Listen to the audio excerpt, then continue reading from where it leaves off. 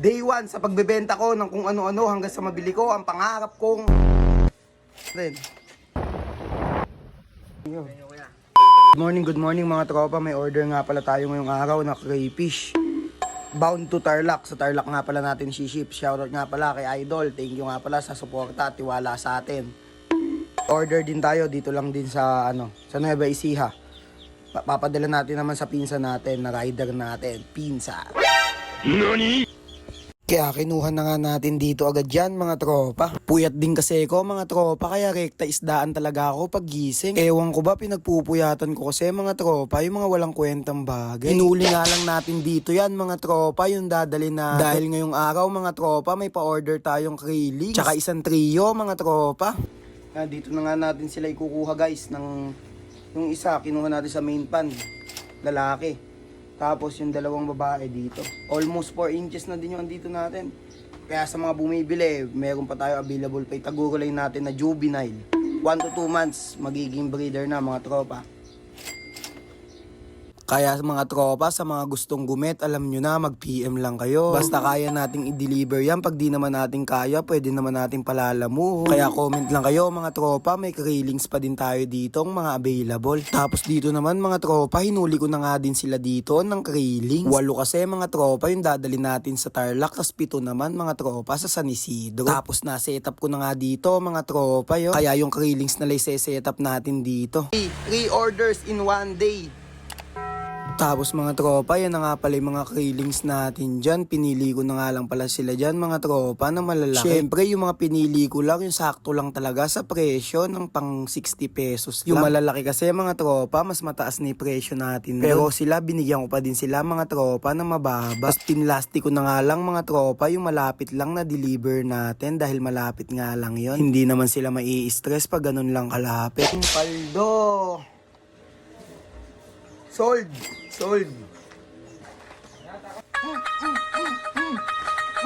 Natutulog na naman ang isang bata, kumita.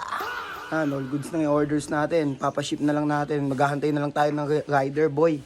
Tapos yung pinsan ko, dadalhin na lang yung iba. Mga kaibigan. Kaya sa mga gusto nga palang bumili, mag-PM lang kayo, mag-comment lang kayo sa baba. Tsaka sa mga kariling. Siyempre may freebies tayo palagi pag bumili kayo, boy. Ito freebies natin, si Blacky. Brownie. Dahil papasok na nga din pala mga tropa yung pinsan ko at isasabay nga lang pala niya to. Kaya sinupot na natin dito mga tropa para madala na. At may freebies nga yan mga tropa, tsaka may sobra pang krillings yan. Papadala natin sa rider natin.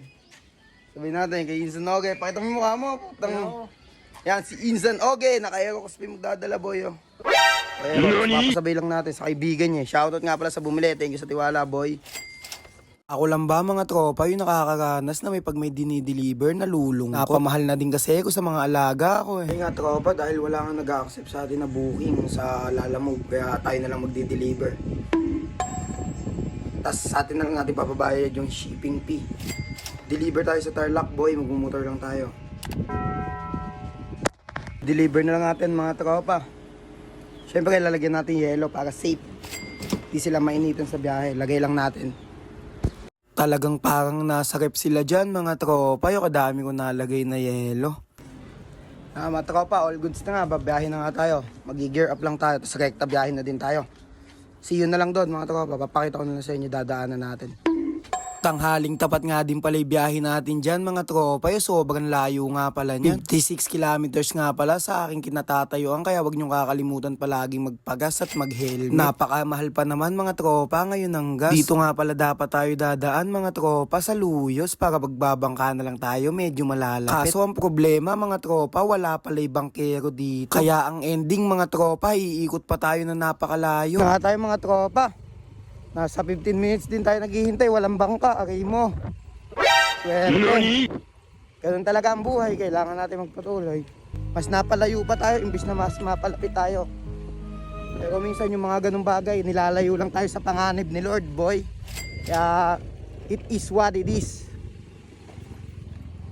Pasensya na nga pala mga tropa sa munti ko mabangga dito na kolong-kolong kanina. Ewan ko ba ba't nahihilo ko sa daan, sobrang init kasi. Kaya payo ko sa inyo mga tropa, maging alisto kayo sa daan. Mahirap na mga tropa, isa lang ang buhay.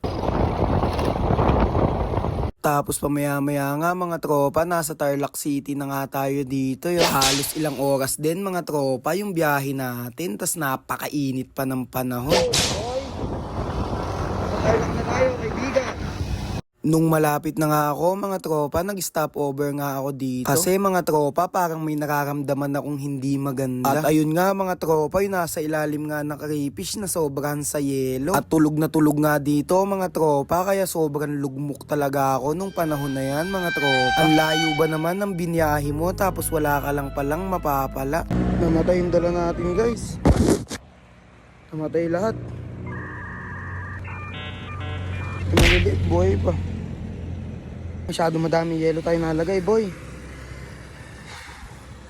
Kaya naisipan ko na lang muna dito mga tropang magbuko para matanggal yung stress natin mga tropa. Tubo na talaga, lugi pa eh. Kung nakita nyo lang talaga ako mga tropa, para na akong iiyak ng mga panahon na yun. Pero nagtiwala lang ako mga tropa sa Panginoon. Dahil sabi nga mga tropa, lahat ng nangyayari sa buhay natin ay may rason. Kaya umepti muna tayo dito ng empanada habang nai-stress. Tapos ayun, dumating na nga tayo sa client natin dito mga tropa. At ang binigay ko na nga lang dito mga tropa, yung mga feelings. Tayo malungkot. Dumating tayo malungkot dito.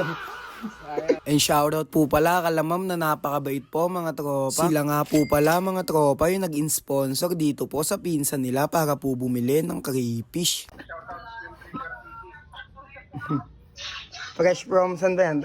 Sa Italy. Italy. Fresh from Italy. Tapos tumambay nga lang ako dito mga tropa sa kanila ng mga isang oras. Dahil nagkakapag-asa ako dito sa crayfish kasi pagdating ko dito mga tropa gumagalaw-galaw kahit papano. Mukhang na-defrost na sila mga tropa. Pagkakaalam ko kasi mga tropa sobrang tibay ng crayfish sa lamig. Tsaka nakicharge na nga din pala ako dito kay tropa. Lobat na din kasi kanina yung iPhone natin dito na pang video tsaka pang waste natin. Maya-maya nga iniwan na din natin mga tropa yung crayfish. Kaya sana mabuhay. Pero nung umalis ako mga tropa, halatang mabubuhay na. Kaya natanggal na yung lungkot natin dito. Mga tropa, uwi na tayo. Paalam na tayo kay tropa yo. Thank you. Ingatan mo. Sana mabuhay guys. Biyahe na tayo. Bilang lang tayo maiinom boy. 7-Eleven. Sa Tarlac.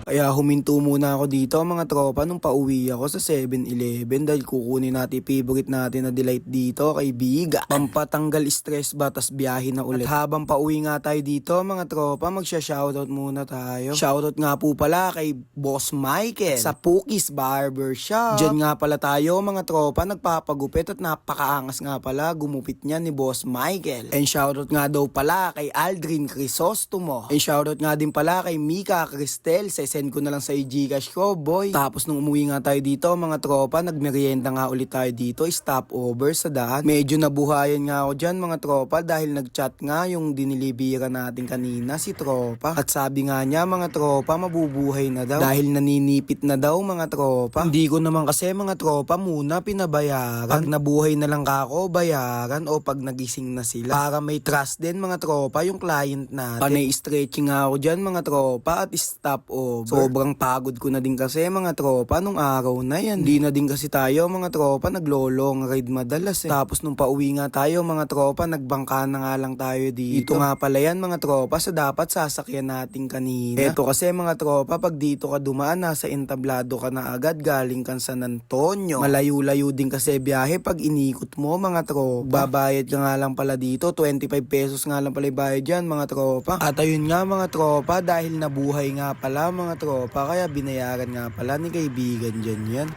So, nakauwi na nga tayo mga tropa, nakakapagod nga pala, buti na lang nabuhay lahat mga tropa, salamat nga pala sa panonood.